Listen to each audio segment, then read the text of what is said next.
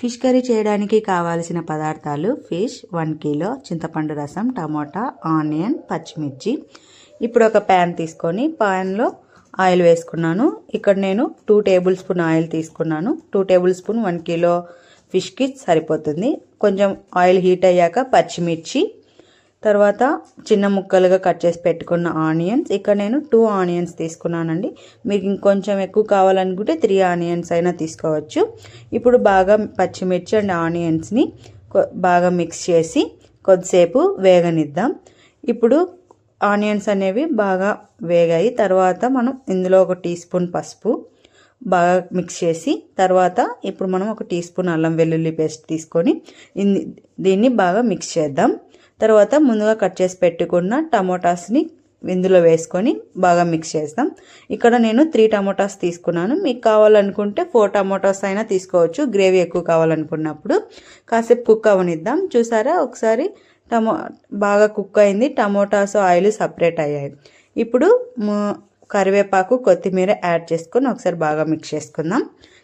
కొత్తిమీర, కరివేపాకు యాడ్ చేసినప్పుడు కొంచెం ఫ్లేవర్ బాగుంటుంది. ఇప్పుడు మనం ముందుగా నానబెట్టుకున్న చింతపండు రసాన్ని ఇందులోకి యాడ్ చేసుకుందాం. బాగా మిక్స్ చేసి కొద్దిసేపు ఆ చింతపండు రసాన్ని కుక్ అవ్వనిద్దాం. కుక్ అయిన తర్వాత ఆ ఫ్లేవర్ అనేది, ఆ చింతపండు పులుపు అనేది మనకు తగులుతుంది. అప్పుడు బాగుంటుంది. ఇప్పుడు చూసారా, ఈ చింతపండు రసం అనేది మిక్చర్లో బాగా కుక్ అయింది. ఒకసారి బాగా కలియబెట్టి ఇప్పుడు ఇందులోకి మనం కావలసిన మసాలా పొడులు యాడ్ చేసుకుందాం.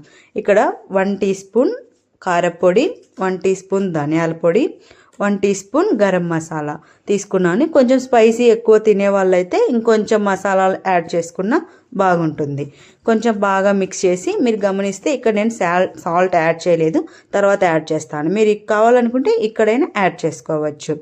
బాగా మిక్స్ చేసి ఇప్పుడు ఇందులోకి చూసారా బాగా మిక్స్ చేసాము. ఇప్పుడు ఇందులోకి వాటర్ తీసుకుంటున్నాను. నేను ఇక్కడ 2 గ్లాసెస్ వాటర్ తీసుకుంటున్నాను. వాటర్ వేసి బాగా మిక్స్ చేసి కాసేపు మూత పెట్టి బాగా ఉడకనిద్దాం.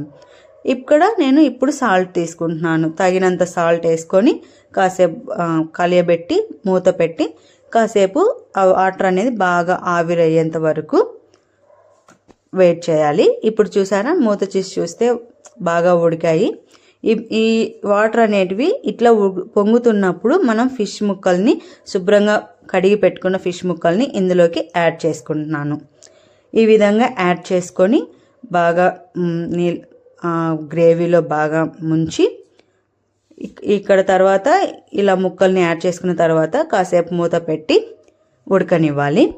ఇప్పుడు బాగా కుక్ అవుతుంది ఫిష్ అనేది. కొద్దిసేపు తర్వాత చూస్తే వాటర్ అనేటివి ఇలా పొంగుతూ ఉంటాయి. ఈ టైంలో మీరు గరిటె అస్సలు పెట్టకూడదు.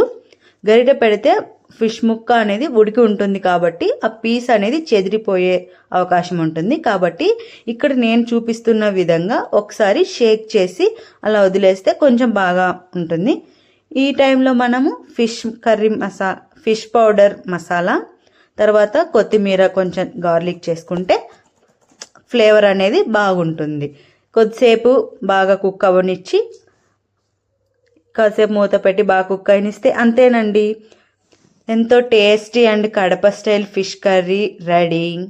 తర్వాత సర్వ్ చేసుకొని తినేయడమే.